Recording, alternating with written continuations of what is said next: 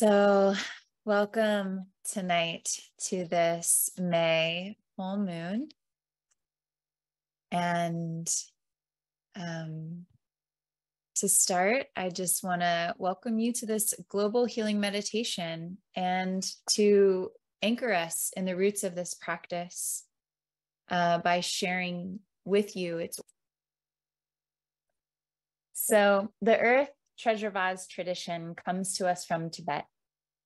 In the 8th century, Guru Padmasambhava brought Buddhism to Tibet from India, and during his lifetime, revealed a number of practices called termas, including the practice of working with earth treasure vases as a remedy for healing earth and relieving suffering in future times of degeneration.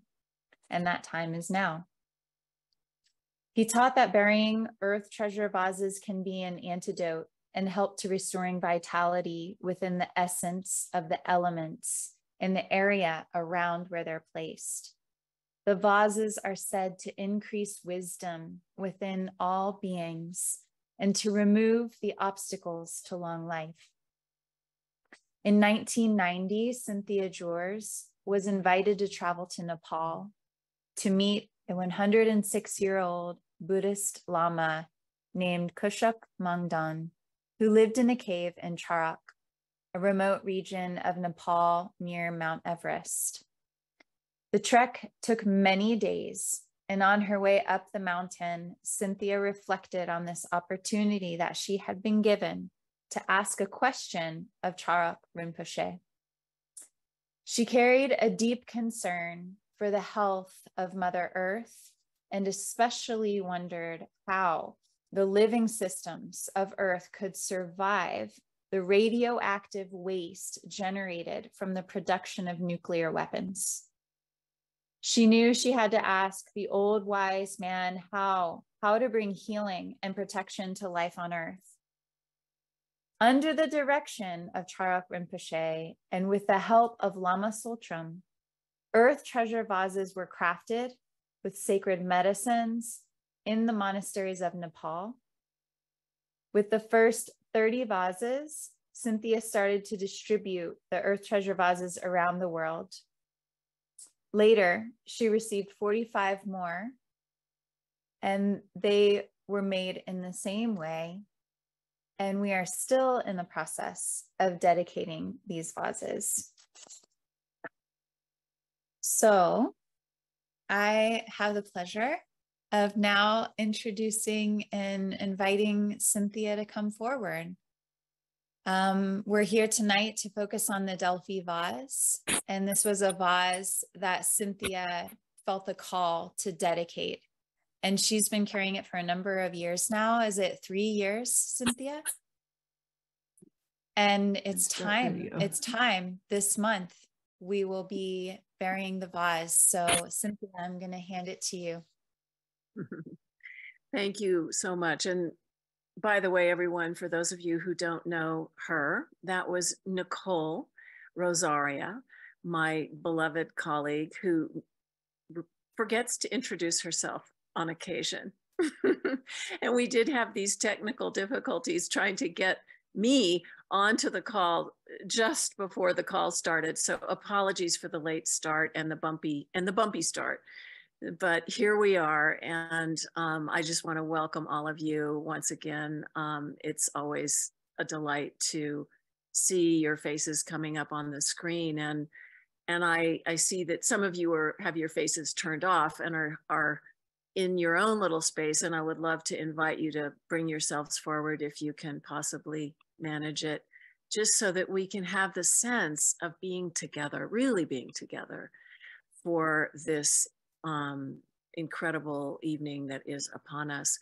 You probably all know that we're in the midst of some very intense astrology these days with an eclipse on this particular full moon, and many planets doing many things that are stretching us and challenging us. And I was thinking of it as a kind of alchemy from being worked by the stars in the ways that we are right now, alchemically transforming our lives in these times that we are living. This is also known, the full moon in May, known as Wesak, which is a special celebration in the Buddhist calendar, having to do with the birth, the enlightenment, and the death of the Buddha, all happening on a full moon in May. And so it's kind of the high holy day of the Buddhist tradition. And here we are right now celebrating that in this moment, as well as everything else. I am coming out of the last 2 days of visiting my root teacher, Gyaltsen Rinpoche, who passed away on April 8th. And they were planning a burial, and discovered that his body had not deteriorated since he died. It was as supple as if he were still alive, and have then kept him in the temple in California for people to practice with him. And I was grateful to be able to go the last 2 days and be with him in that way. And so just wanted to bring that to you as an incredible blessing and experience that I'm just coming out of, unlike any experience I've ever had. Although I did sit with another Lama in that state many years ago. This was my own root teacher. And so I'm filled with gratitude, really, and sort of speechless. But because it's this Wesak time, I really wanted to bring the presence of Gyaltsen Rinpoche forward for all of us to just know that this incredible occurrence is happening as we speak, and that his mind stream is still very present with us, even though his body has passed away. There is a freshness there that allows access to his mind stream that is just extraordinary. So please, take advantage of that in a way, open to it. Gyaltsen Rinpoche was a great Lama, one of the greatest of our lifetime. He was 98 when he died. So now I am, kind of trying to integrate all of this and my own 30 years of working with these earth treasure vases, somehow weaving all of this into the threads that take us on a pilgrimage to answer the call to take an earth treasure vase to Delphi, which is the original home of Gaia, at least for in Western civilization. It's where it's said Gaia resided, and the early priestesses received guidance and wisdom directly from the earth at a time before the god Apollo came in and slayed the child of Gaia, who was also the guardian of the oracle's sacred ground. And that child was a serpent named Delphine, a serpent, a python. So the priestesses were called the Pythia. And what happened was that Apollo then claimed power over Gaia. And so this is the story that guided me I guess you could say it was kind of an oracular message that I received from Gaia. I've been forming this relationship with Gaia for 30 years through the treasure vase practice.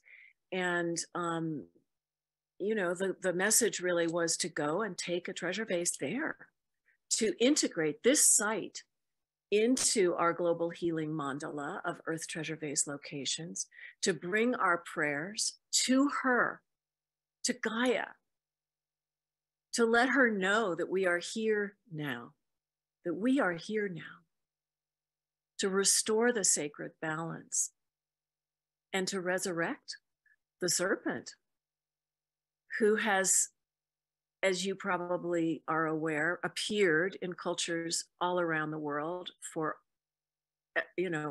all over time, in places where those cultures have revered and upheld the earth as sacred and are not afraid of the sort of primal power of creation that the serpent represents. So we're going to kind of like take our stand in oneness with her and with the creative life force energy of all creation, to reclaim a connection with Gaia and to offer ourselves as holy vessels in service to life on earth. And this seems to me to be the call of the times, that we need to do this kind of thing all over the planet, in all of our locations, but here we have these earth treasure vases that are serving this purpose. So I came across a piece of writing today. I think of it as kind of like a terma. These termas in the tradition of the Buddhist Vajrayana teachings are like revealed texts that appear at a certain time when they're needed. And this one appeared just today to me as I was contemplating what to say and how to characterize this journey tonight. It comes from a writer named Catherine Brooks, who I never knew until now.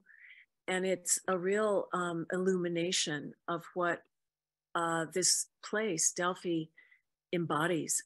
So I'd like to read to you a little bit of what she has to say. Okay. Nodding, yes, no? Are you there? Good. I just want to get a little interactive responsiveness here as we find each other together tonight. Because of course, we need to be together for this assignment. And I am so glad you're here. All right, so here's Catherine Brooks, her terma for us. And please forgive me for going on because it is a bit long, but I want to read this to you very, very much.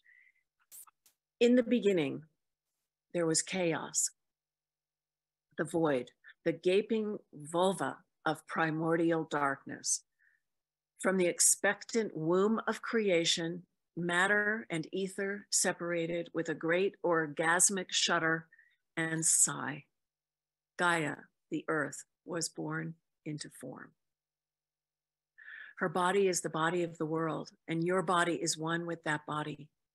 Gaia's was the first body. She is the first mother who created all life.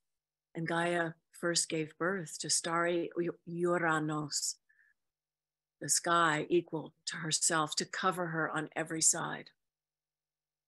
The sanctuary of Mother Earth was established at Delphi as early as 1400 BCE in the Mycenaean era.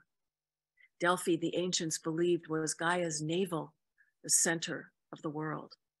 They monumentalized her with the omphalos, a conical navel stone that may have been a meteorite and represented Gaia's umbilical tether to the darkness of origination, as well as to humanity's umbilical connection to the primordial mother. Perched on Mount Parnassus, Delphi was developed in an area with regular seismic activity, living unstable ground which quakes with the Great Mother's contractions. Legends abound of sacred subterranean springs and mysterious intoxicating pneuma, the breath of spirit, which exhaled from limestone chasms and brought Gaia's oracles into trances from which they communed with the goddess. The name Delphi comes from Delphine, a she-serpent of legend who protected the oracular fountain of her mother, Gaia. The older name for the site was Pytho, after the mythological Python who dwelt in Gaia's underground lair. In the oldest tales, there were two dragon consorts living below the earth, Python and Delphine. The mythological imagery of the serpents recalls Kundalini Shakti, which literally means coiled snake of the goddess who dwells dormant in the earth chakra of the body until she is awakened. The famed historical oracle of Delphi, called Pythia, took her name from Python, who was originally thought to be the diviner of Gaia. For nearly 2,000 years, a succession of high priestesses provided prophecies under divine possession until the 4th century CE, when Christian imperialism eradicated polytheism. Through the ages, the Pythia endured as the most influential voice in the ancient Western world. Individuals and delegations of leaders made pilgrimages to Delphi to seek her counsel in all of life's affairs, from seed planting and marriage to war and establishing proto-democratic constitutions. Those guilty of crimes and murder went to seek her absolution. Breaking with the tradition of blood for blood justice of the times, the Pythia advised a form of restorative justice, which included atonement and self-responsibility. Indeed, her timeless wisdom was inscribed into the temple's facade, know thyself. In the archaic period, women's sovereignty began to erode. By classical times, women had no legal personhood, had limited rights to acquire property, and were therefore not considered full citizens. After centuries of devotion to the Great Mother at Delphi, the site was colonized by the cult of Apollo. According to legend, the conversion occurred when Apollo, the Olympian solar deity of order, rationality, and enlightenment, slayed Python, the serpent avatar of the goddess. Thereafter, the mysteries of the mother's umbilical and her oracle were under his command. The story of Apollo's vanquishment of Python at Delphi historically coincides with the Greek conquest of the Mediterranean basin. Order triumphed over chaos, masculine subverted the feminine, light beat back darkness. Encoded in this story is fear and hatred of the wild, the untamable, the feminine. The tragedy of Gaia's mythos is matricide. So what happens when the primordial mother is defeated by the solar hero? At Delphi, the space of contemplation and communion with the great goddess was covered by a monumental temple complex. Over time, the ritual offerings made by pilgrims changed from traditional honey cakes to excessive riches, which packed numerous treasuries built below the temple. Large statuary donations of heroes and gods overflowed the streets, and Delphi became a theater of faith, opulence, and power. But within the small inner chamber where the oracle known as the Pythia sat perched on her tripod, above a crevasse which emitted mysterious vapors, at her feet was the omphalos, navel stone, which some ancient accounts claim was also the grave of Python, containing the teeth and skin of the slayed serpent. A Roman scholar named Marcus Varro from the 2nd century CE claimed the omphalos was the symbolic grave of Dionysus, who was also worshipped at the temple. He described the monument to Apollo's younger brother as appearing like a model of a Mycenaean beehive-shaped tomb, which would visually match the description of the conical omphalos. The mother's womb is also the tomb. In the mythos of Dionysus, the thrice born, he is first the child of Persephone, a product of the incestuous rape by her own father Zeus, who transformed into a snake and abducted her into the underworld. Son of Persephone, as a child, Dionysus was captured by 2 of the old gods, then dismembered, boiled, and partially consumed by them. Zeus retrieved the remains of Dionysus and gave them to Apollo, who brought them to Delphi. and placed them by the Pythia's tripod. Subsequent stories tell that Dionysus was then resurrected through a second birth by the mortal Semele, and then born a third time from Zeus's thigh. Dionysus, thrice born then, a deity of death and resurrection, begotten by a snake, appears to have an association with Python, who dwells in the underworld and embodies cycles of renewal. During Apollo's reign at Delphi, it was believed that he departed from his temple during the 3 winter months, and in his absence, the cult of Dionysus was revived each year.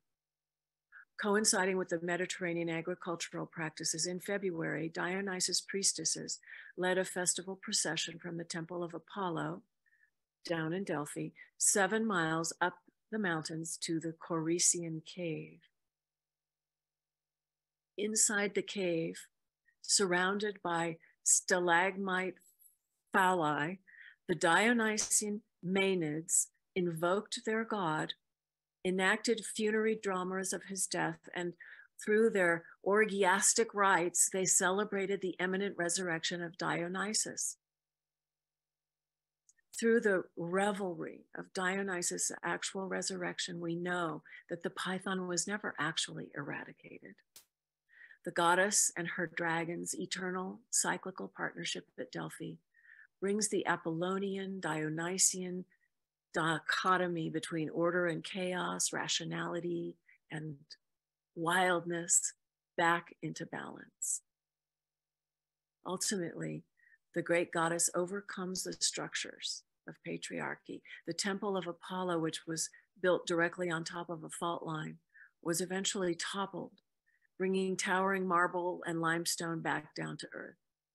But Gaia's shrine was never destroyed. Her living geological temple is, and always has been, located in the sacred dark of the mother's womb tomb, the Corycian cave, which inhales and exhales the breath of spirit. So thank you for taking that in. It was a lot, I'm sure. But I want to say that we go to Delphi. Yeah, we're going there. We're also going to the Corycian cave on Mount Parnassus. And in a nearby forest, we will find a place for the vase to make our ceremonial offering. We will have prepared ourselves on this journey so that by the time we arrive at that point at the end of the pilgrimage, we will respectfully dig an opening into the body of Mother Earth and bring our own little tripod forward and invite her guidance into us as holy vessels for the benefit of all sentient beings in these times, to make this connection, to bring our healing intentions, to bring back the life of the serpent, the web of life in all its rich diversity, to plant our prayers for life on earth, to be held within this holy vessel, this little treasure vase that has been with me for all these years and is now going on its journey and will be buried under our own omphalos, which will be crafted by one of our beautiful priestess sisters, Kat Van Hamen, who's coming on the pilgrimage. And then the soil of that sacred, fertile land cover up and receive this offering. So we ask for your support. We ask for your prayers.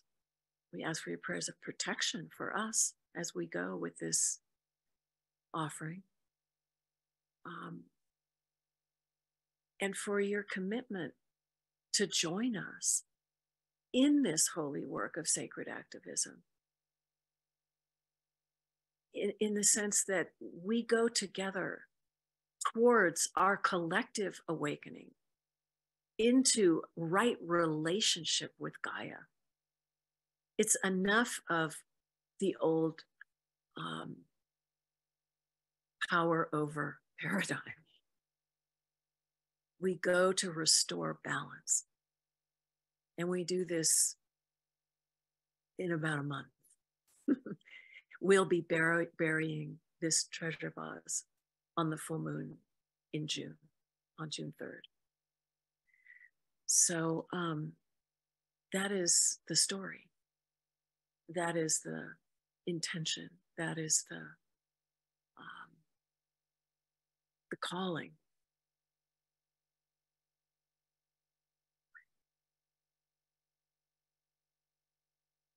Yeah. It feels as if this calling has been waiting all this time for now. And that the time is now for us to make this particular offering and to bring this site into the Earth Treasure Vase Global Healing Mandala. To weave this story in and bring it forward for a new time. A time when we can stand together to embody the balance that is called for in our own ways, to make each of us our own offerings for the restoration of balance, of healing, and of harmony for all beings. And we're in that passage now from this old paradigm, this old story, into a new time when from the ground up, we are going to see the enactment of Gaia's oracle coming forward through each of us. Am I making sense? Do you're with me? Because this is, we wonder, like, how is this ever going to happen? How are we going to turn this ship around? How are we going to restore this balance in these times? The way we're going to do that is together. Because every single one of us is needed, and every single one of us has a piece of the whole, and every single one of us is filled with gifts of holy offerings.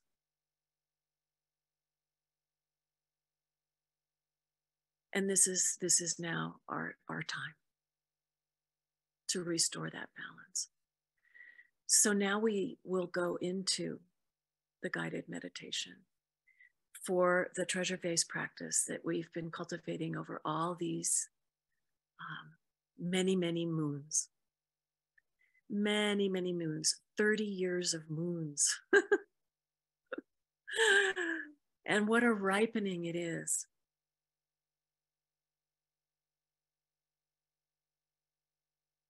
And to take us into this meditation tonight, which will be led by Nicole,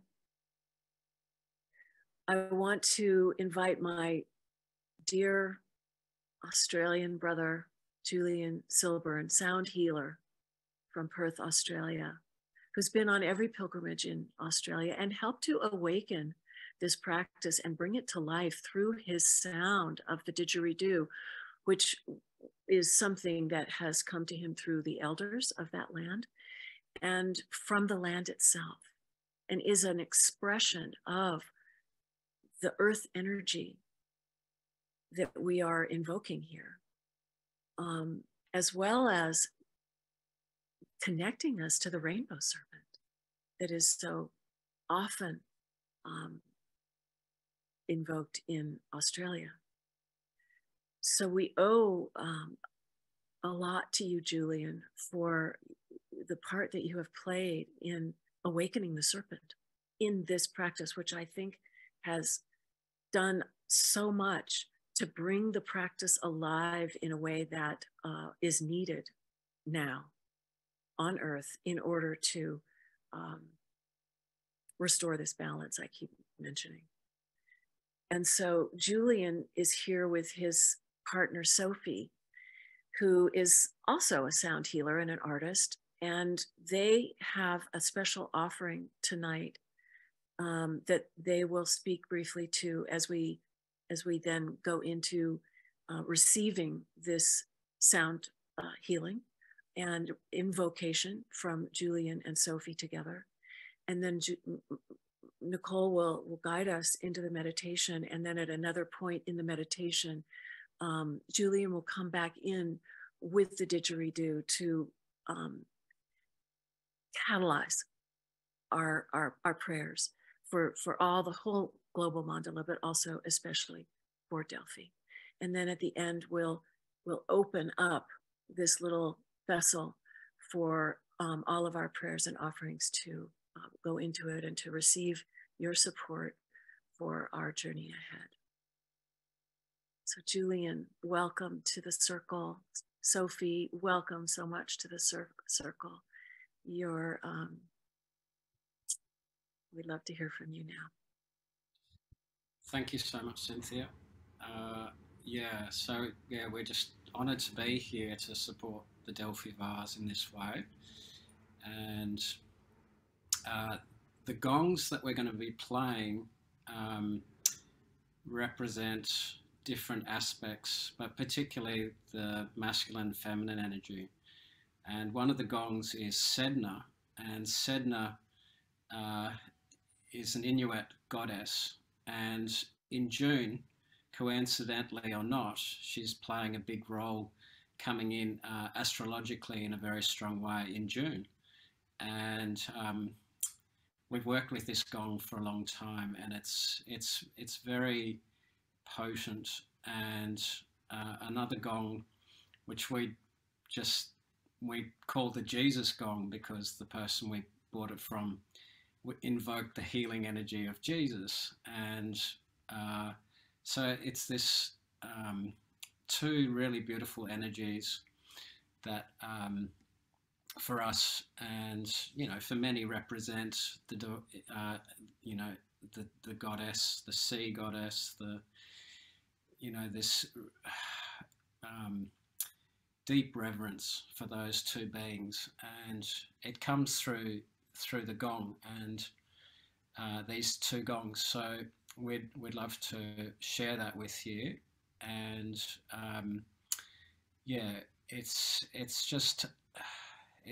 it's very deep medicine. We've done a lot of preparation for this, and just when you hear the gong, if you have a set of headphones nearby, we'd recommend putting them on, just so that you get the depth of the sound. It's going to sound okay through your speakers, but if you do have a set of headphones, you're going to experience it in a lot more deep way. If you don't, then afterwards with the recording, you can listen back with headphones. But yeah, we'll get started now. And yeah, we just invite everyone to connect with the heartbeat of Mother Earth and that energy of balance between the masculine and feminine energy in this way. Okay, so we'll just get set up. At this point, if you would like to turn your videos off as we enter in, you can do that.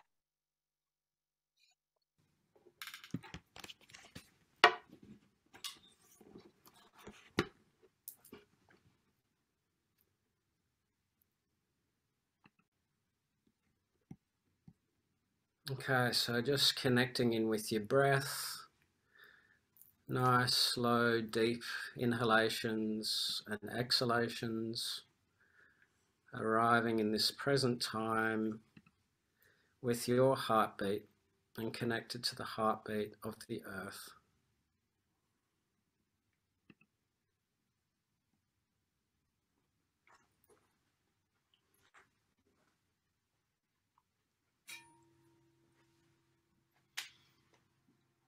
calling upon all of the elementals, all of your spiritual allies, your guides, your ancestors. And we come from the Whadjuk Noongar people's land, the original people of the land here, connecting to what they call the Kwopwirin, the good spirit. And we connect with the Wargol, the rainbow serpent energy from these lands.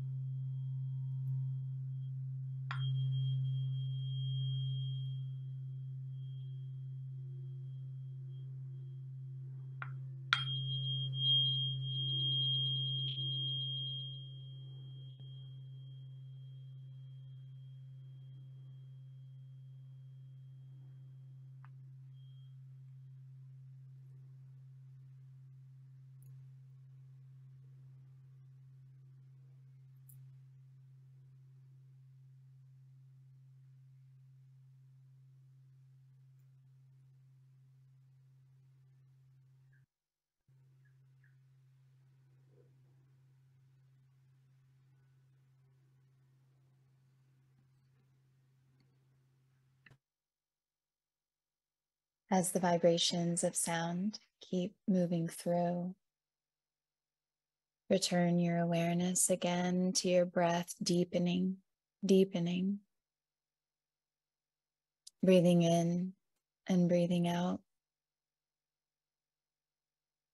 Deep and slow. Sensing the ground beneath you, holding you, offering stability and calm. Your roots reaching deep down into the earth.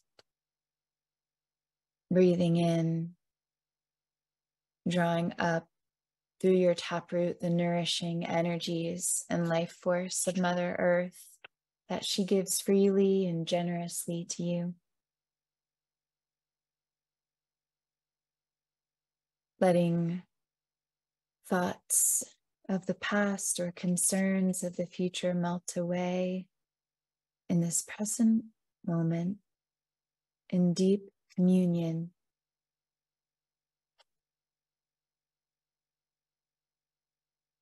From this place of deep rootedness and groundedness, we open up, lengthening our spine to the light above. Feeling the warmth upon us from the sun and the moon and the stars glistening, pouring in golden light. Feeling the expansiveness of the vast energies of the cosmos. Rooted below, and we are rooted, connected above. Breathing. Bring our awareness to our connection to the place where you sit on the planet right now. Your relationship to the soils and the stones and the waterways, the forests, the flowers, and the communities of life that share your home with you. Feeling an awareness of where the sun rises and where the moon rises in your place and where it sets. In this present moment, in this special place, we also acknowledge those who have come before. We acknowledge the ancestors of the original indigenous people of the lands we inhabit, who have been in sacred relationship with these lands for countless generations. We honor their stewardship. And we also acknowledge the future ancestors of this land who will continue to hold this land as sacred for countless generations to come. And we humbly invite all of them to bless us and our practice in this present moment, which we steward. So let us call upon our sources of inspiration, our own healthy ancestors and elders, teachers, guides, lineage masters, Buddhas, bodhisattvas, and wisdom beings that we feel connected to. Invite them to be present with you now. Invite their blessing to enter you. Receive their love and their support, their guidance and their healing and their clarity.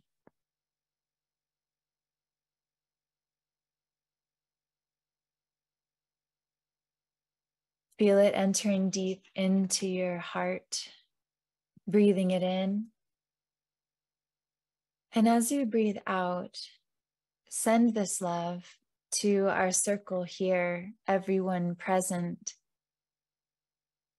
Breathing in, receiving the love from below, from above, from the blessed ones who walk with you, and breathing out, sharing it like an ebb and flow of gentle tides of blessing that we wash through this shared space together. And from here, we extend that to include our loved ones, family, and friends. Breathing in the love and breathing out the blessings. Our community, our habitat, our bioregion, our country, our continent. Expanding this wave of blessings to all beings in all places across this beautiful planet.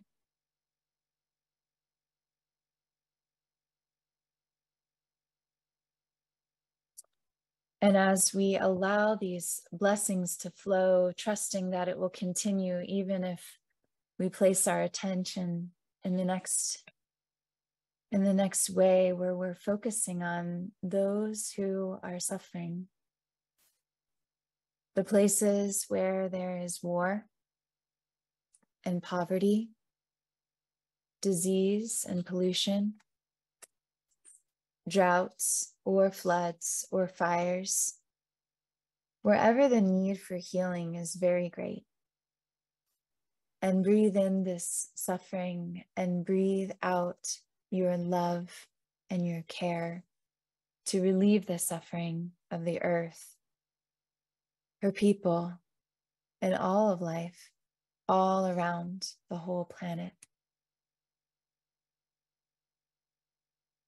Imagine that where there is hunger, great nourishing gardens begin to grow. And where there is thirst, fresh, clean waterways spring up. Where there are unhoused, safe shelters are built. Where there is war and conflict, choirs of peace echo in the hills. Where there is sickness, vital health is now celebrated. Aware of where the earth is unstable, in danger, or out of balance in any way, imagine a restoration of balanced power, bringing protection and regeneration. As you hear the song lines of the land sing in great harmonies. See communities flowing with generosity and reciprocity. Seeing the beauty and riches of nature flowering into abundance for the sustenance of life, revitalizing this blue-green planet we call home. And as we hold this glowing vision of Mother Earth, we call into our awareness the presence of the earth treasure vases that have been planted or are in the process of being planted all around the world. Let us imagine that together we're pouring our love and care in the form of light into each and every little clay pot buried in the body of Mother Earth, filling each vase with our deepest prayers and blessings for healing. Imagine each earth treasure vase radiating, humming with light in every direction, sending healing and protective energies wherever it's needed, in whatever form it's needed. See the light like rainbow streaming forth from each of the vases, white, yellow, red, blue, green, and all the colors in between. And breathing in and breathing out. Allow the feeling of caring and compassion in your heart of hearts to grow. Seeing the love in the form of light traveling to people, animals, plants, places, waters that are connected to earth treasure vases that need that healing and protection in the past, in the present, and in the future. We begin at the center of the Earth Treasure Vase Global Healing Mandala in a cave above Los Alamos National Laboratory in New Mexico, the birthplace of the atomic bomb. And to the north, at the source of the Rio Grande River in Creede, Colorado. And to the south, at the mouth of the Rio Grande at the Gulf of Mexico.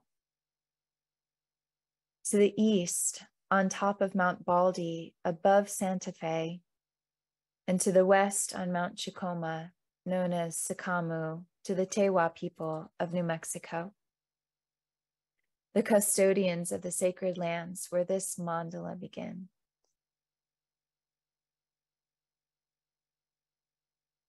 And now, having established the center and the four directions, see the mandala growing in every direction to the Indian Point Nuclear Reservation on the Hudson River in New York, to the headwaters, old growth redwood forest in Northern California, the Punta Cameta on the coast of Oaxaca, Mexico, Vilcabamba, Ecuador, Jacova, Kosovo,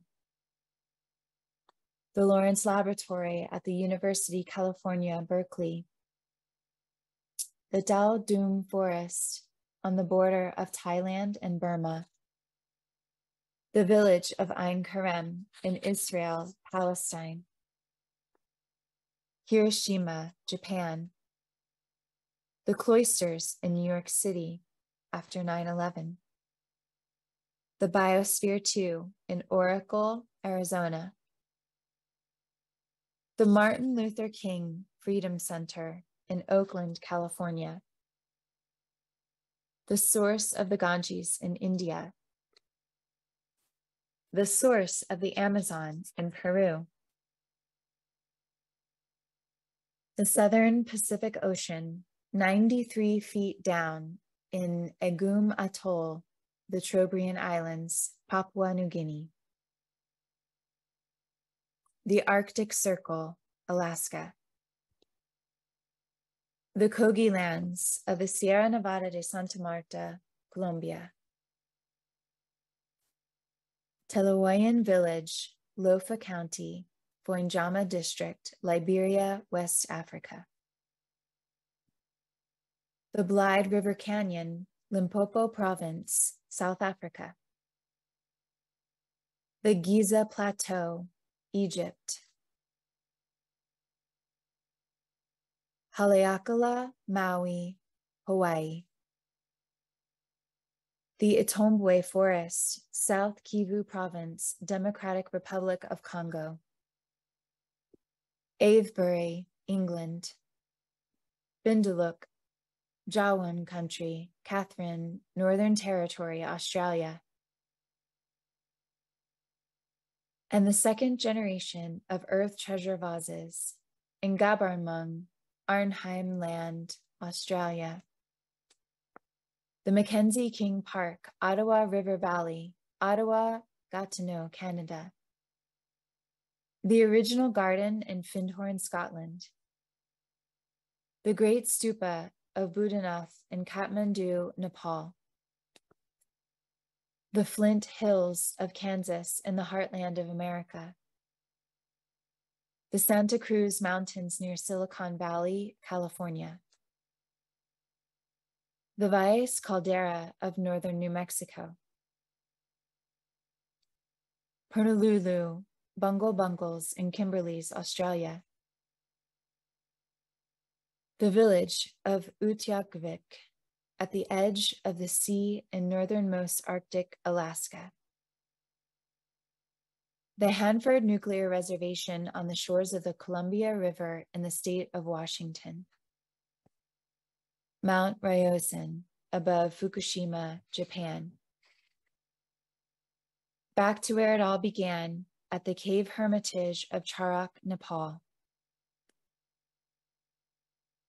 the Margibi County, Liberia, in the base of an old ironbark tree in Dithul, mountain, and the Budawang wilderness of the Wabunja country, Yuan Nation, southeastern Australia, and to our root temple, Tolu Gompa in Nepal, the Munzer Valley in Turkey, Serpent Mound in Ohio, the Ashaninka spiritual portal, Campa do Rio Amonea indigenous land, Amazon forest in Brazil,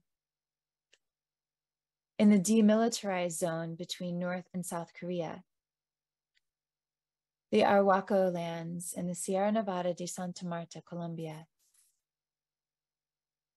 on the inner rim of the Akaroa volcano in Te Wampanuamu, South Island, Aotearoa, New Zealand.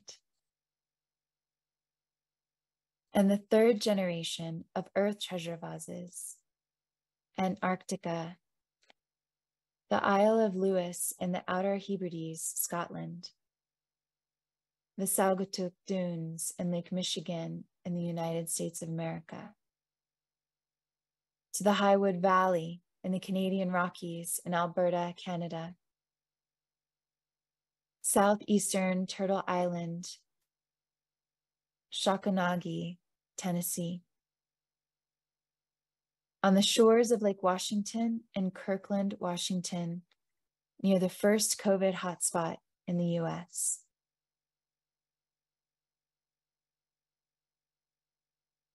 And now we turn our attention to the 25 second and third generation vases that have been dedicated and are currently in the hands of their stewards, gathering prayers and offerings, including the Delphi vase in preparation for burial.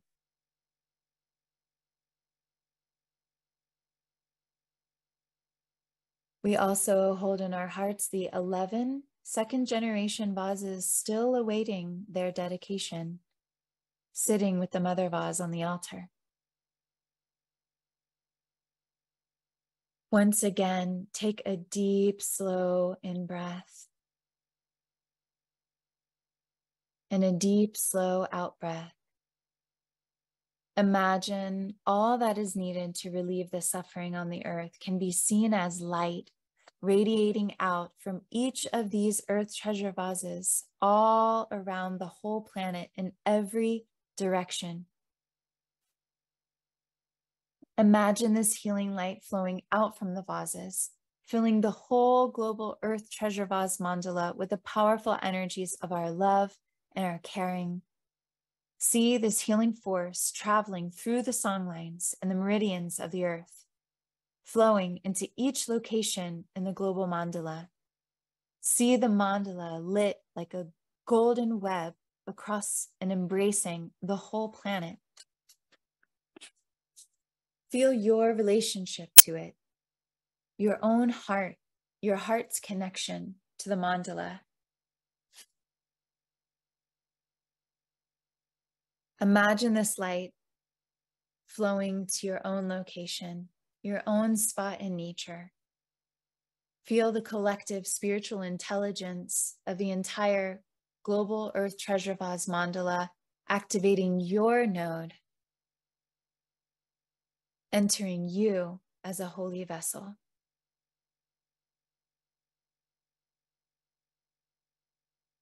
And feel this. Concentrate one-pointedly on this healing and this protection of the whole earth, backwards in time, now and in the future, for all time.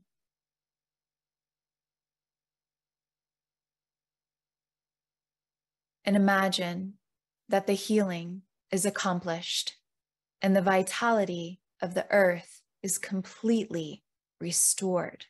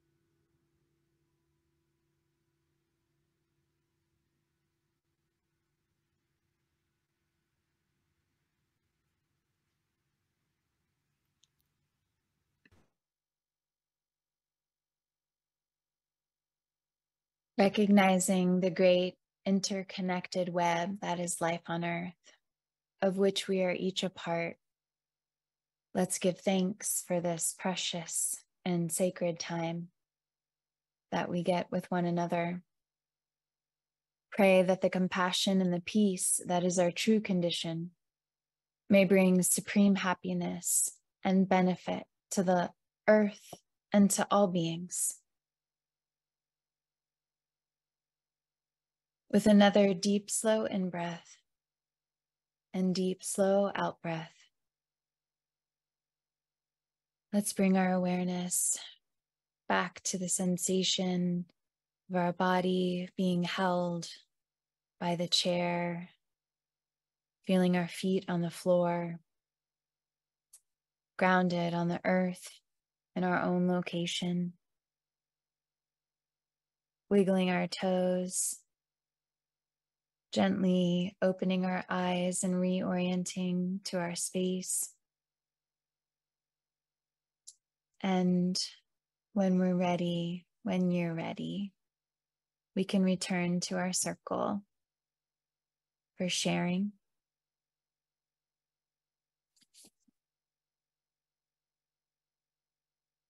inviting Cynthia to bring the Delphi vase forward. And during this time, we invite you to offer your prayers, your blessings, your offerings into this vase. You can raise your hand and we'll call on you.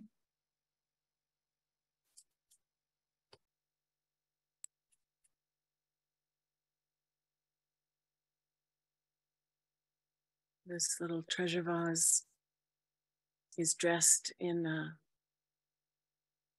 antique headband worn by dancers, and also has a God's eye around its neck. And she's a pretty good little dancer.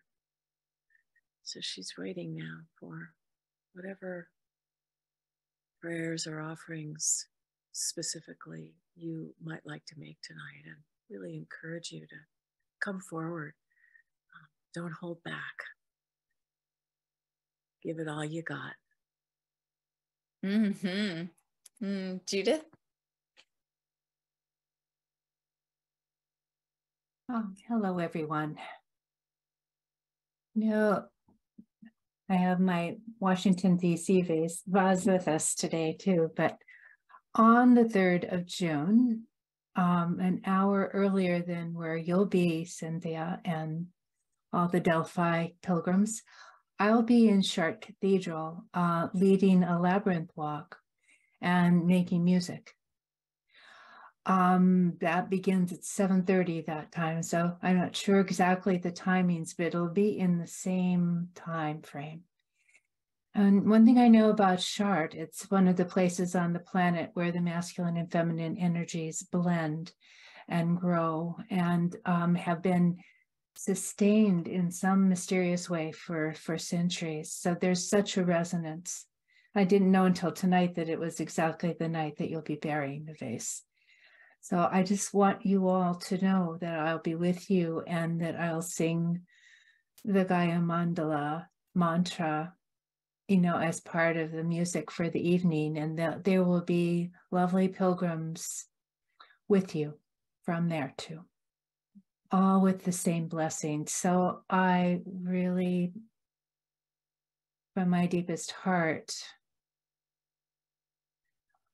bless this Delphi vase with all the collective longing we have for the restoration of balance in and through Mother Gaia. A blessing on every bit of your pilgrimage.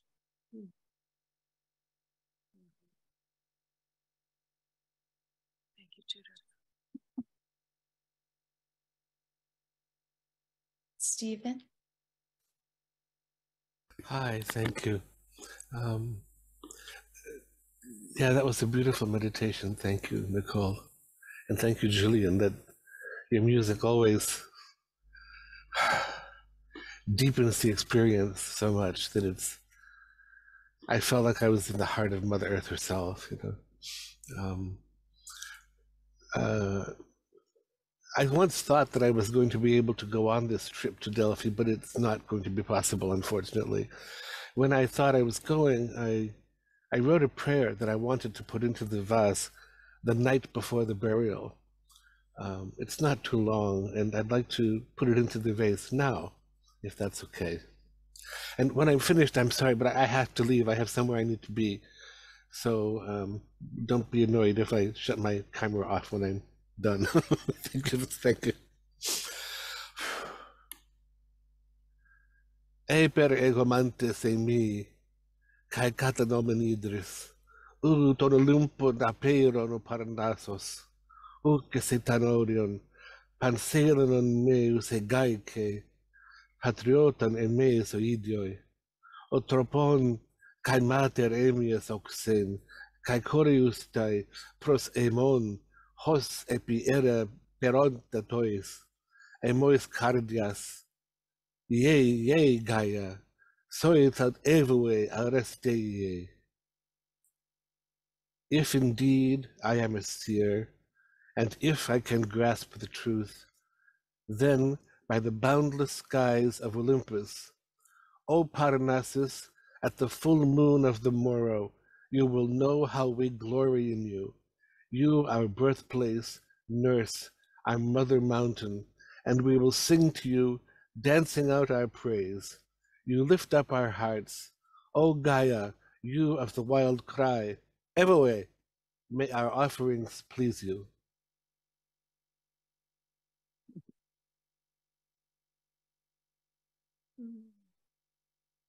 Thank you. Stephen, it'd be lovely to get a copy of that. Thank you so much. May it be so. Happy birthday, Stephen.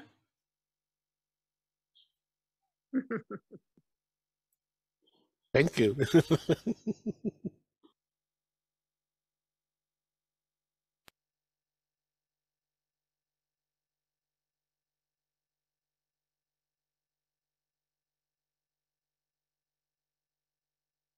Oops.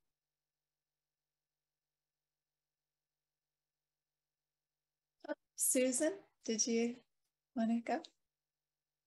I accidentally lowered her hand, so pardon me for doing that. Yes. Where did she go? There we go. I don't know. Okay, I guess I'm hooked up. It was a beautiful meditation, and I'm so looking forward to the vase being delivered to where it belongs. And I must say, I've been glancing so much because the full moon is just, I can see it so vibrantly and with the radiating aura around it. So what I would like to add, I shared this prayer with somebody else today, and I often say it about myself, but I want to add this to the vase, and it's, I charge myself with radiant I am light. I charge my vase with radiant I am light.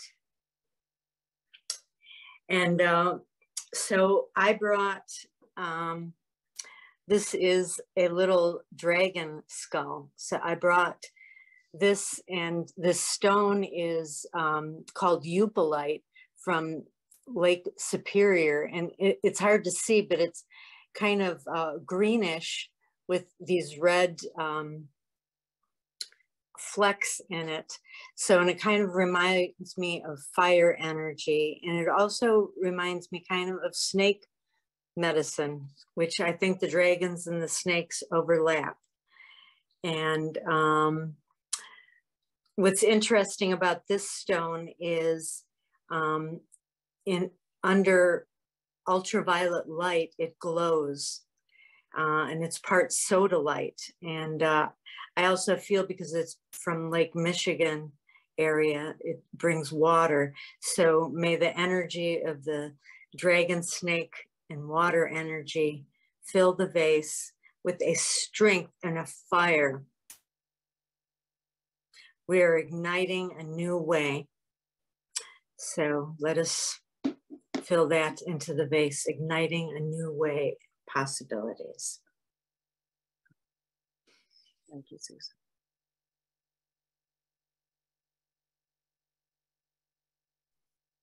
And Michelle? Well, I'm feeling such resonance with all that's weaving and harmonizing tonight. I'm moved by that dragon stone from Lake Michigan.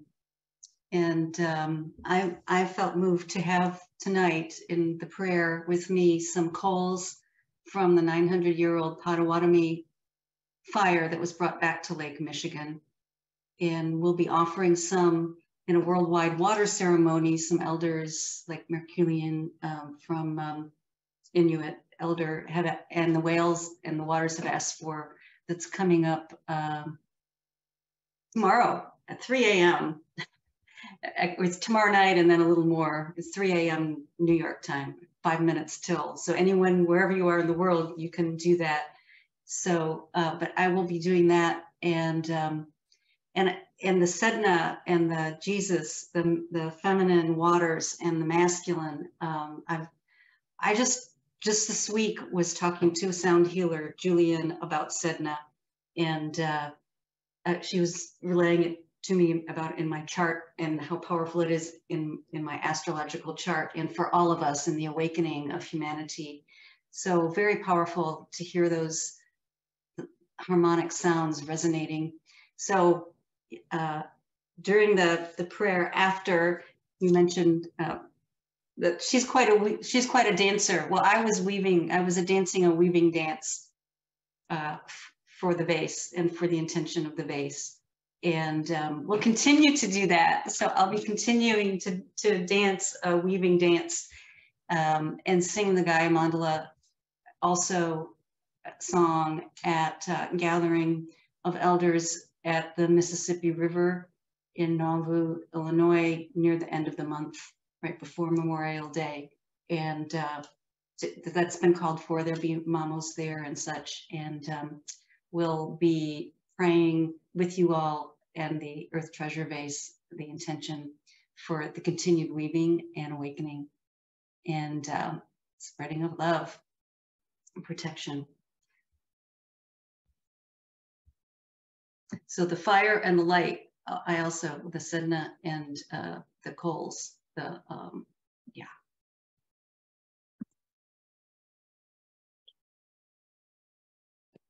Marita. Thank you. Thank you, Nicole.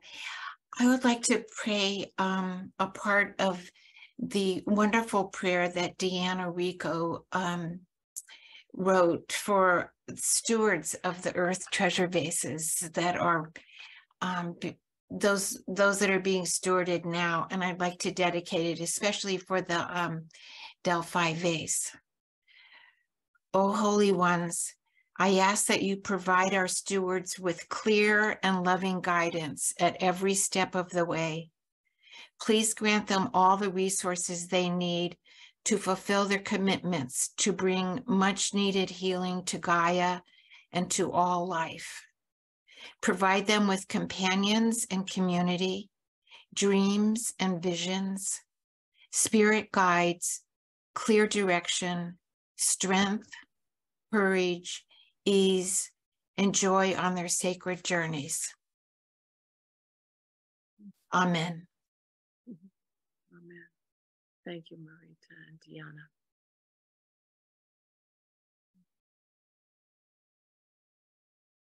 And caraway seed.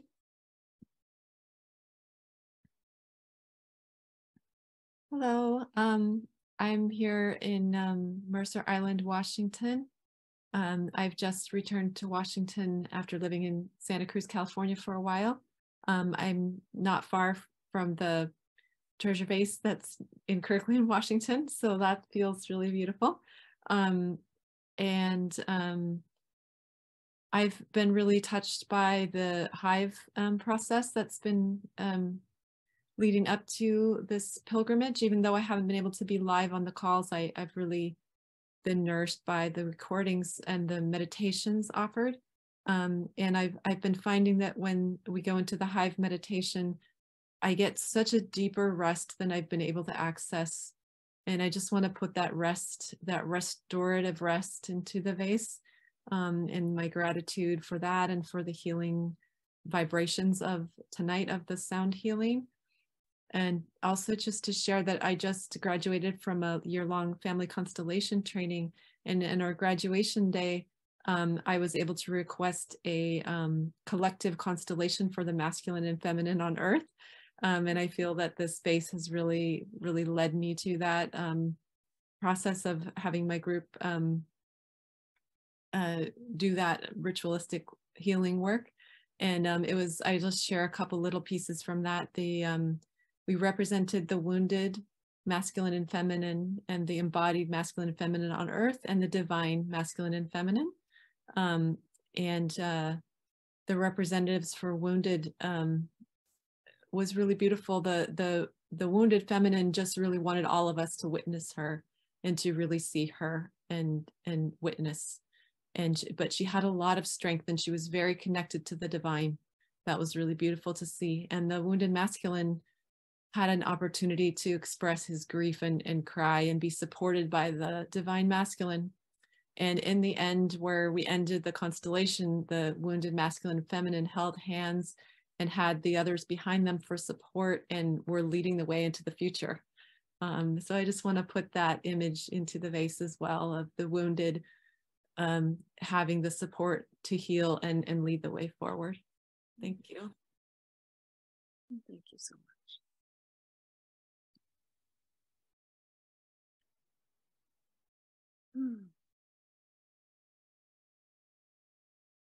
Olivia. I don't have a lot of words from me and the BC vase to the Delphi vase.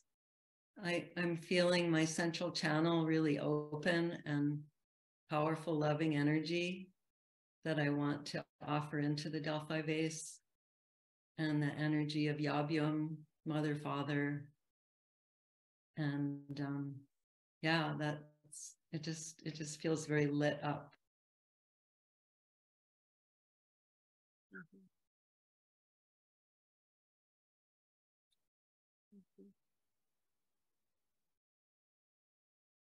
Heidi. Thank you. It's wonderful to be here with everyone, and that sound healing was fabulous for all the beings that were present. I want to add this poem that I wrote a number of years ago, but it seems to move with the dreamings that I've had of this time and the serpent, that energy, the feminine serpent energy that has stayed where it is. It's just been hidden for a long time.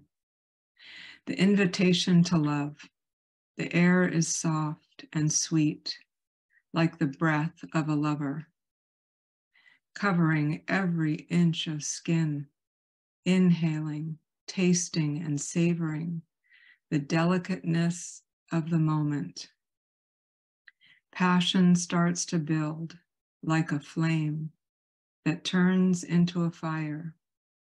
The fire starts to melt all boundaries, and the two become one, moving in a rhythmic pulsation, glowing from the inside.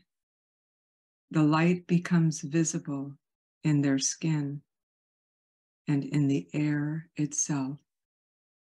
That is what I'd like to place into the vase out of the depth of love that has never died. That love has never died, and it can never be extinguished.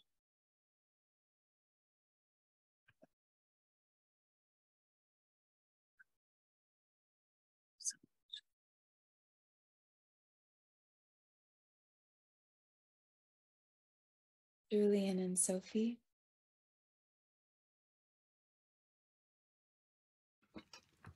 Thank you, and really honoured to be here this evening. And I just have a sacred poem I would also like to offer into the vase. It speaks of love of plants. It's called Ode to the Plants. Speak to me, sing me your dance, that I may know you, resonate your soul. Speak to me with your shape, your lines, your texture and your tones. Speak to me that I may know your song, not by label, nor by name, nor by form. Speak to me that I may know you by love, our heart songs united. Pray dance with me, sing with me as we are one in the field. Pray speak to me, precious being, as our hearts dance united in an everlasting heart song. Here we are, together again. Eternity is love behind my eyes. As my soul sings, your essence delights. Oh, how I've missed thee, my plant reverie, my plant dance romance, a love ever true, as stories unfold, as stories evolve towards stories untold.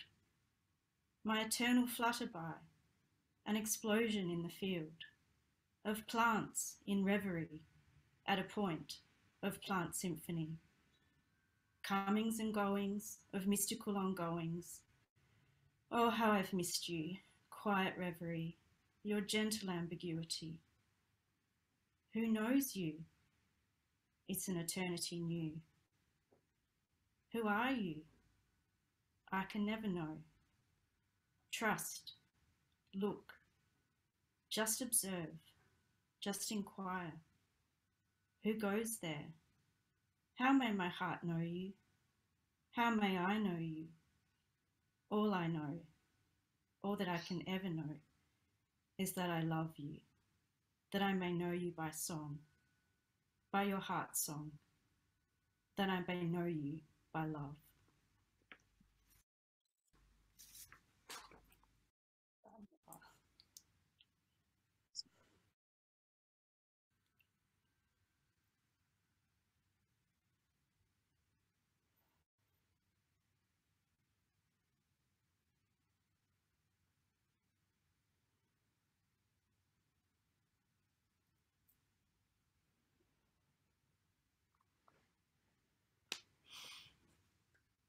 My prayer for the Delphi vase is divine restoration of this sacred site and for its full power to come back for the highest good of all. Love, love, love.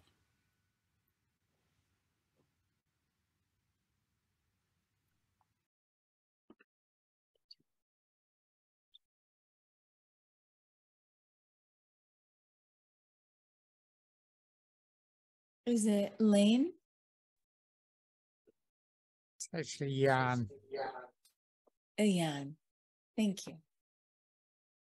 I bring to the circle the energy and support of 3 lineages. Firstly, I was initiated into a Soto Zen lineage by Roshi Kennett many, many, many years ago. I was later initiated into the Kashmir Shaivism lineage initiated by Bhagwan Nityananda of Ganeshpuri. And more recently, I've been a part of the True Yoga Group, which is a worldwide organization.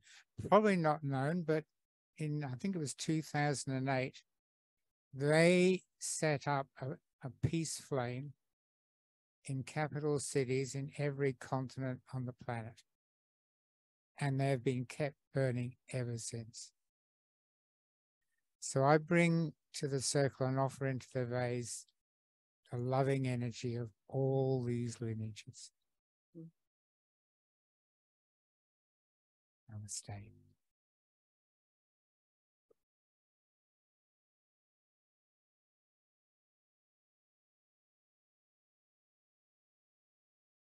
Julie. Thank you. Thank you for the meditation and the sound bath and everything that everyone has contributed already. I wanted to speak into the vase something about this Apollo wound. That's how I'm thinking about it tonight. And the courage for the masculine, the wounded masculine, the divine masculine, the courage to open fully to the chaos and the fierce wildness of the feminine, and to feel that trembling of creation throughout the masculine, with a sense of safety and trust,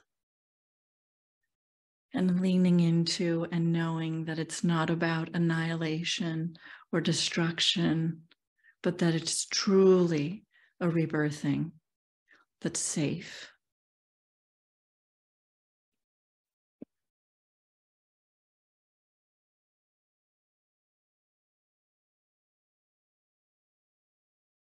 Thank you, Julie.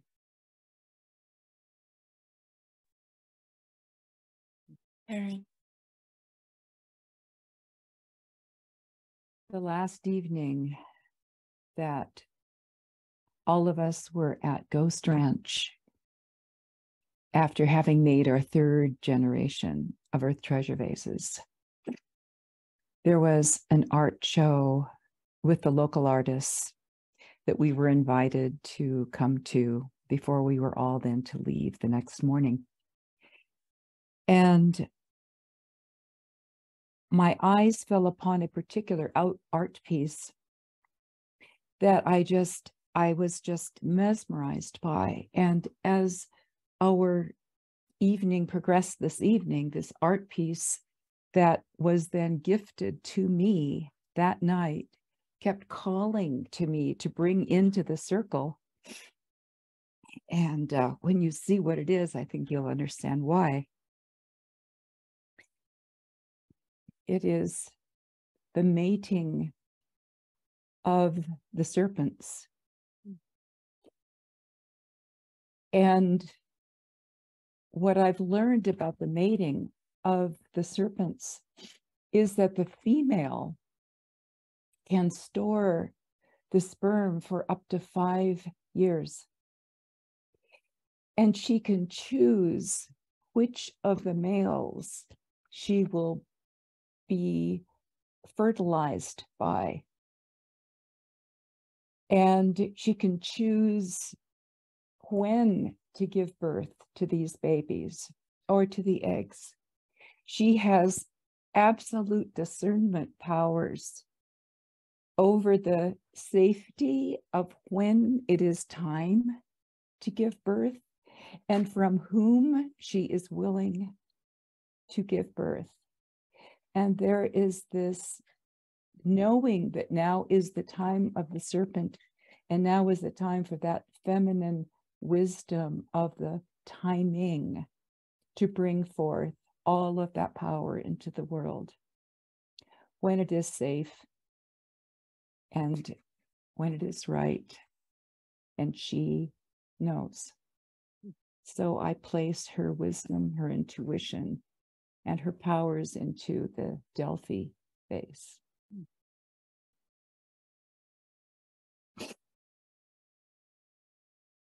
Thank you so much, Karen. Wow.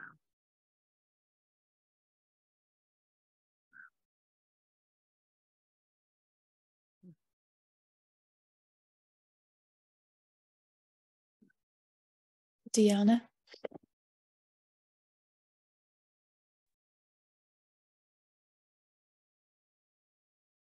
Wow, I'm speechless after seeing that sculpture. Karen, thank you for sharing that. Thank you so much to Julian and Sophia for the sound healing, and to you, Nicole, for the amazing meditation. I went very deep. And thank you to Cynthia for the story that you brought in at the beginning of this vase. I have kind of a long prayer. It's 3 parts, big things. And my house treasure vase greets you from the Sangre de Cristo Mountains, where I'm watching the moon rise over Taos Mountain right now outside my window.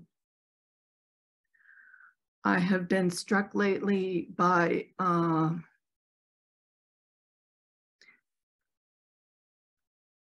the institutionalized cruelty that is happening in this country in terms of anti-trans, anti-LGBTQ legislation that is increasing every day. and in terms of anti-woman's body legislation that is increasing every day since the repealing of Roe versus Wade, when our control of our bodies was taken away. And I'm overwhelmed by the cruelty of it being institutionalized. I don't understand it. And I'm asking with all of my heart for healing for that, whatever that is making that happen, that is giving people that impulse to institutionalize their cruelty against life. I am asking for healing through the Delphi vase.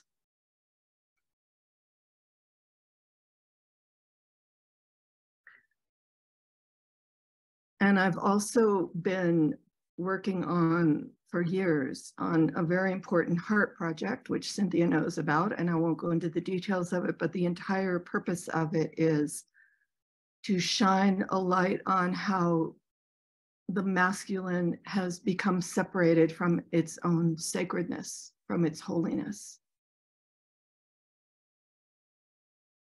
And I'm putting my intentions for that project into the Delphi vase and asking that those intentions be carried into that burial to help with the healing that is needed.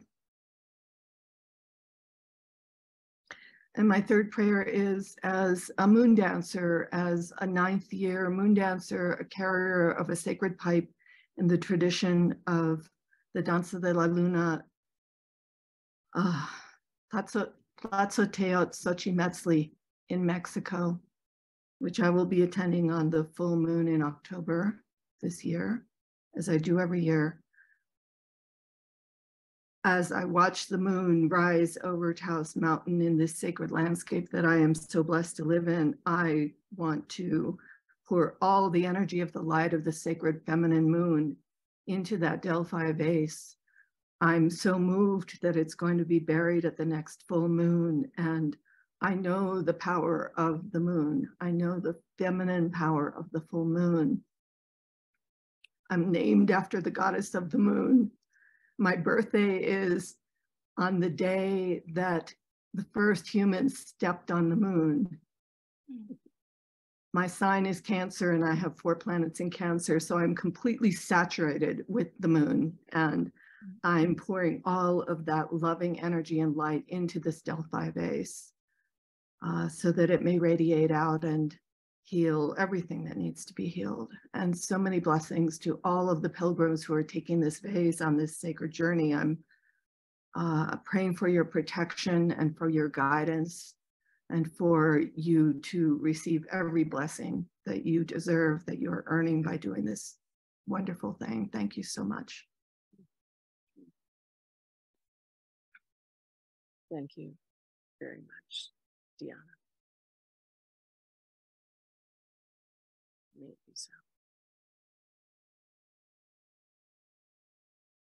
Mimi?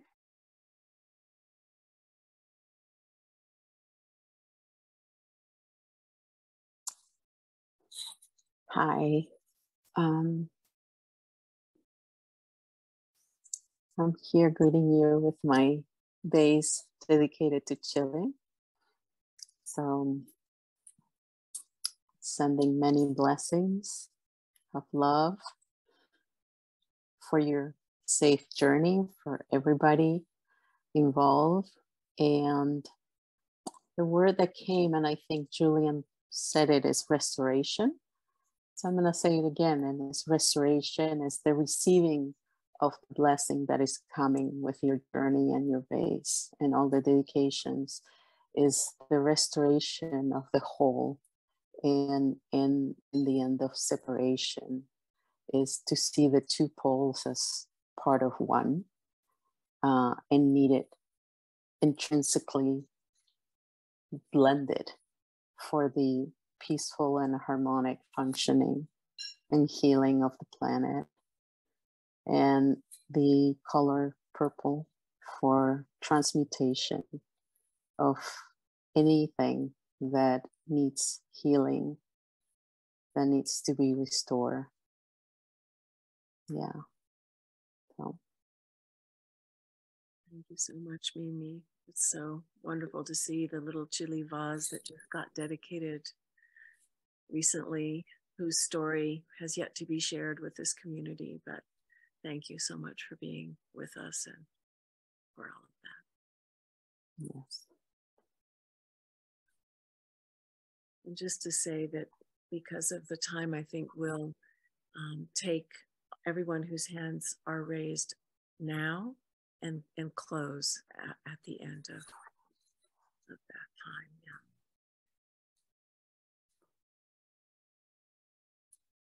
Yeah. Martha, go ahead. Oh, thanks. Yes, thank you to all the visionary leaders within our dynamic group tonight. And I just want to offer the dedication of the donation of my 2001 Honda Insight to Chicago Public Media tomorrow. They're picking up my car tomorrow. It has served me, and I have loved this car so well, but I haven't been using it very much lately, and I feel it's time to simplify further my life, use collective forms of transportation because they're so available to me. And I hope that this is a gesture of a great movement in our world and in our society to simplify, to allow for technology, but always stay rooted in a deep, deep respect for Gaia and Mother Earth, so that that balance can remain stable and nourishing for all concerned. Mm-hmm. So, thank you. Thank you, Martha.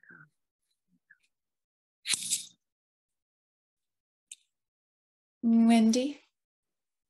Oh.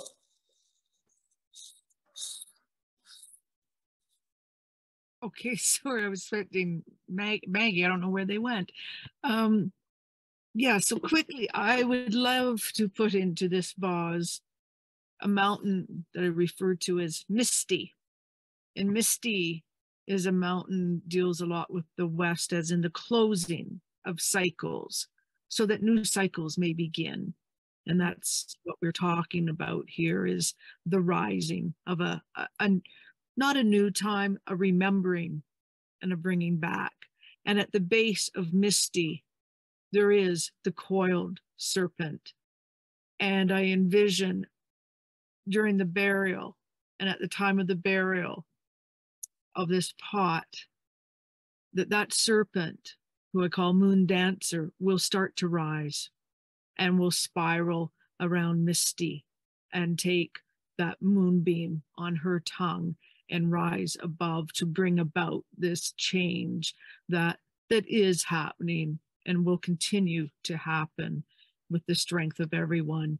And that Misty Mountain will be there to hold space for everyone and to hold space and protect all the offerings that we have given to this Delphi vase.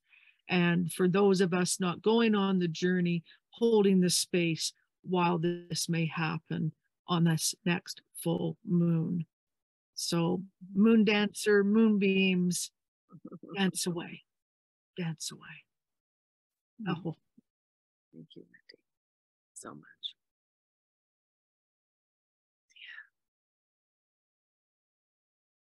much. Lisa. Yes, hi. What a privilege to be among such beautiful energy.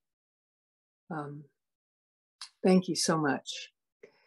My prayer for this vase to carry to Delphi is my prayer for the permission to awaken.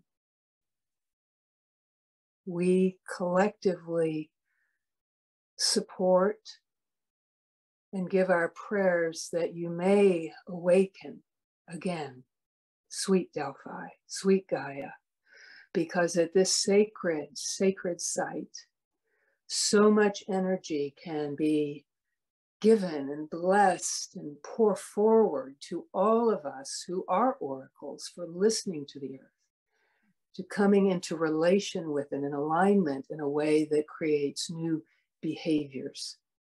So I am so grateful to be a part of this and to send my prayer supported by all of these beautiful, beautiful energies. Thank you. Thank you so much, Lisa. Received. Liza Jane.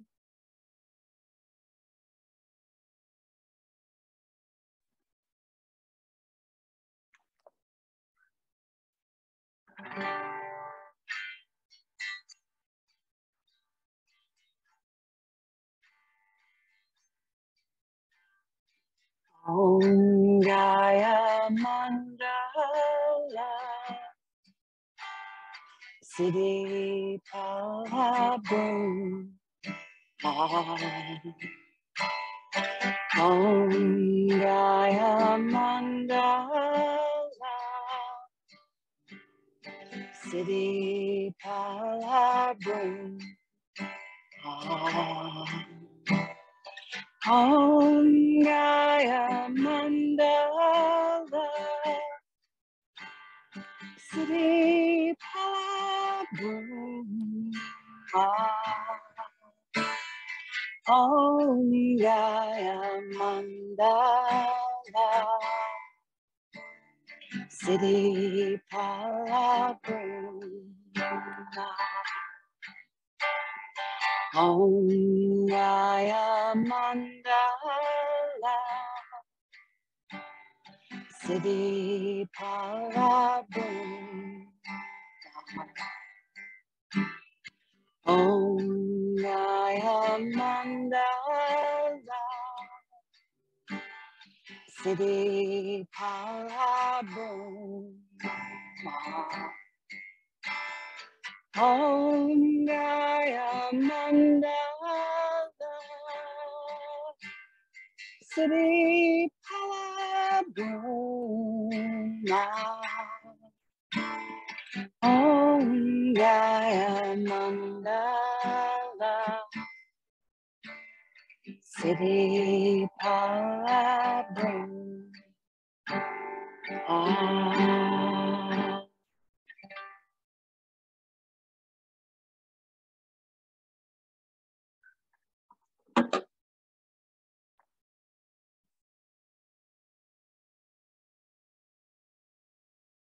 She's dancing now. Rejoicing. Laurelyn. Well, greetings to everyone from myself, where I sit in Arapaho territory, and from the little shell vase here that's pleased to be in this circle in honor of her big sister, the vase for Delphi. And yesterday I had a very interesting occurrence happen with a little frog that my daughter and I were fortunate enough to be the guardians and caretakers of for a while. And I grew so fond of this frog that was in the aquarium. It was a little water frog. He just brightened my morning every day. I had coffee with him. I love this little guy. And unfortunately, yesterday he passed away into the realm of frog spirit world. And I was very sad and didn't know quite how to deal with it. So I went and I did the Arya Gaia prayer and chant. And while I was doing that, it came to me that my little guy really wanted to be have the energy of frog offered to this vase. I've got this little person here, this little frog being with some tobacco and different sacred plants, and honoring this creature for giving us so much delight. And My prayers to go into the vase are that everyone delights in all the creatures, even the tiniest little ones, and that we do a better job of taking care of our waters than unfortunately we were able to in this small aquarium. But the words, it came to me in a book that I don't ever read. I was just drawn to go to the shelf and get this particular reading about a message. That's Frog's message for you. Sing, let your voice be known. It will be clear and refresh you. Seep into your bones and your soul. Cleanse and heal your surroundings and bathe yourself and others in the vibrations of ancient rhythms and eternal chants. Be still and listen to my chant.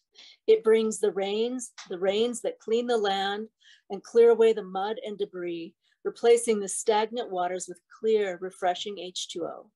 Call on the rains to help clear emotional and mental toxins that have accumulated, those that contaminate your heart, mind, and body, and prevent you from being fully you. Like a container filled with dark, muddy liquid in which you pour rainwater, the showers from above will flush and purify any negativity, thereby opening the way to greater clarity of purpose and direction. This clearing will help you recognize a more profound sense of your true identity and give you a greater sense of your destiny. You need not fear this purification because the waters are gentle. Trust in the waters, trust in your song. And I say, Chi Miigwech, little frog friend, for bringing this message and prayer to the vase and all of us. Mm-hmm. Thank you, Laura.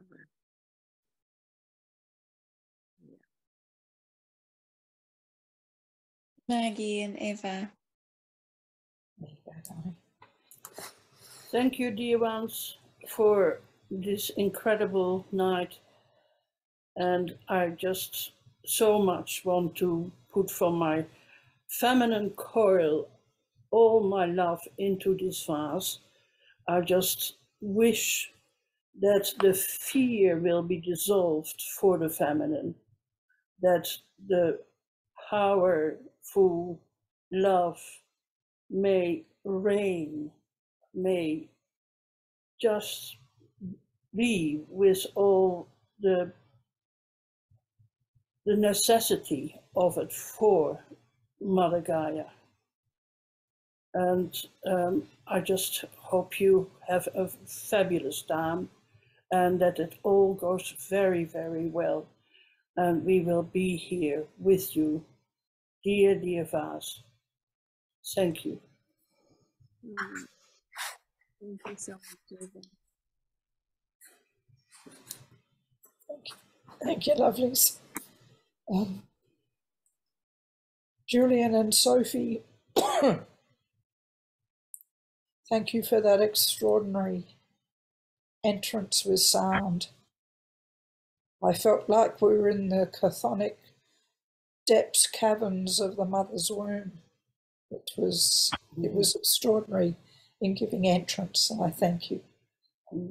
And I would ask and put in, I would ask in the vase, actually, I want to put in to deeply ask,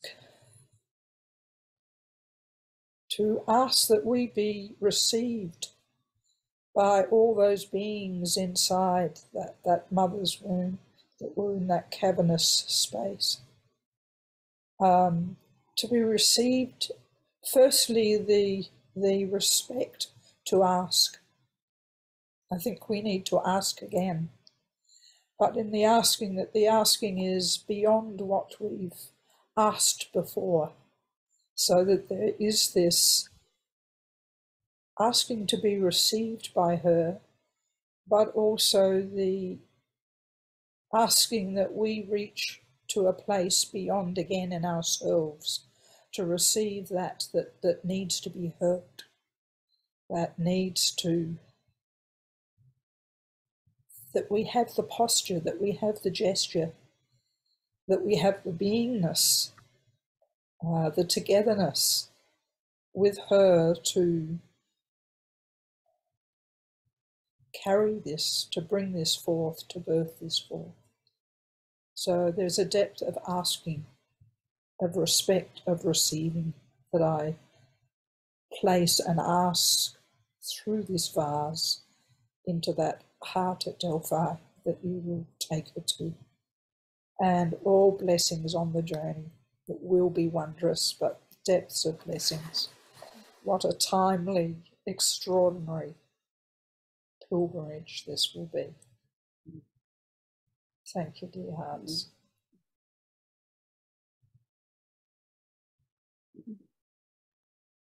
Thank you, Maggie. And thank you, everyone, for your words, for your spoken words, and for your unspoken words, for your prayers and offerings, and that were shared out loud, and those that have been swirling around in the quiet space in between, and coming into conscious form through our shared intentions. I want to also just honor the group we call the Hive, who has been gathering this will be the fourth month of our gathering, to cultivate the intentions for this pilgrimage together. And Nicole did a beautiful job of weaving those threads in our newsletter this month.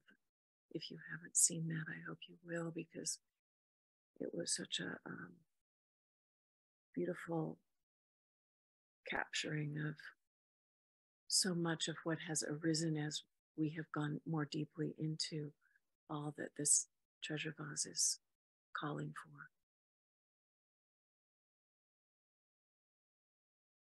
What I'm personally feeling is the power of the collective, as I mentioned before, that, you know, I may be the one officially stewarding this treasure vase this time. It came to me to take it and catalyze this journey.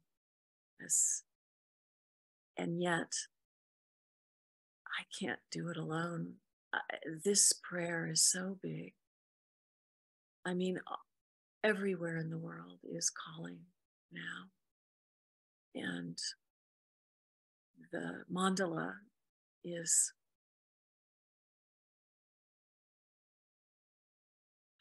I don't even have the words. It's like the mandala is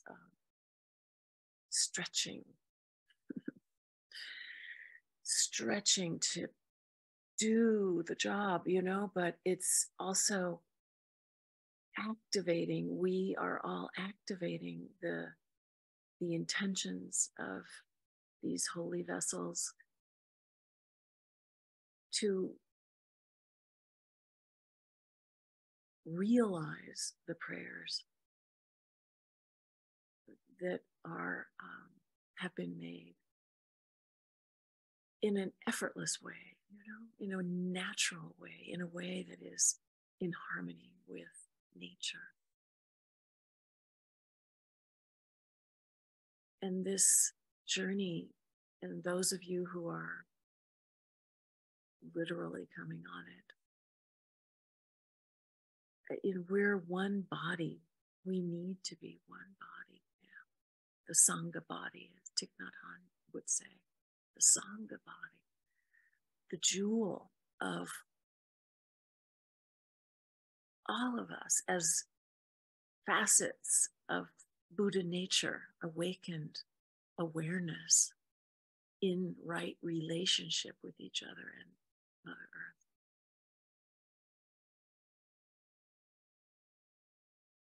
Waiting for the moment, the right moment, where the leaves rustle and the wind blows in just that certain way.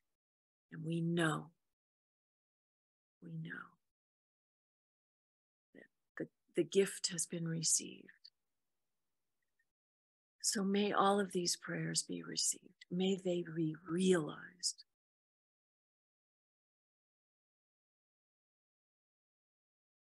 Not intellectually, but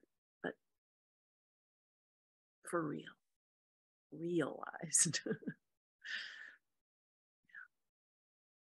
Thank you for being here tonight. Thank you for your support. Thank you for your recognition of the importance of this and how these little pots plant a seed for something to be born in the world that has never been here before, and for the restoration that is called for. May it be so.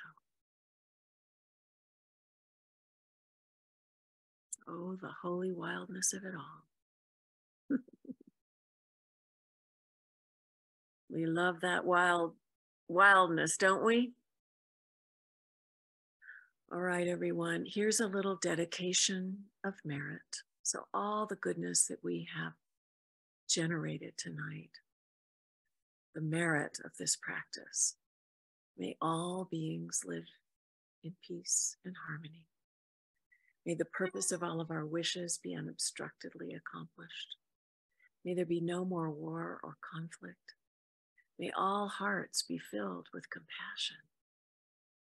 May all beings realize our inseparability from noble Gaia. And for as long as the earth remains, for as long as sentient beings remain, may these earth treasure vases remain too, to dispel the miseries of the world. We'll see you on the other side of Delphi. And, something will happen here on Zoom next month, but I'm not exactly sure yet what that is, but we'll let you know. And thank you again for being here. Alalaho.